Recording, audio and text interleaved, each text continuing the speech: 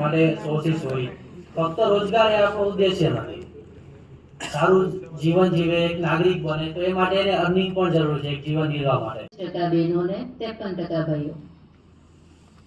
એવા બેન શ્રી મેધાવિનીબેન, હિતેન્દ્રભાઈ સાથે ઉપસ્થિત તમામ જિલ્લાના સેકન્ડરી પ્રોજેક્ટ કોઓર્ડિનેટરશ્રી અને બીઆરપીશ્રી. આજનું જે સમગ્ર રાજ્યના લગભગ 250 કરતાં પણ વધારે અત્યારે હાજર છે. યુનિસેફના સંકલનથી આપણે અગાઉ સેકન્ડરી પુષ્પા2ના હીરોનું બધા ખબર, ડાયરેક્ટરનું નામ કોઈ ખબર છે? ઘરે બેસીને પોતે કામ કરી શકે છે.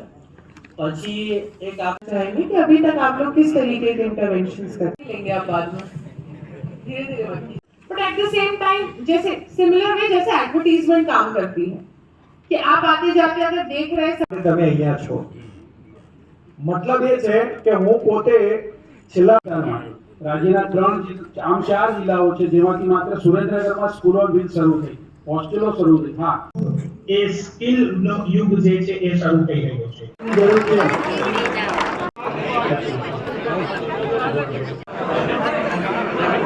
દાહોદ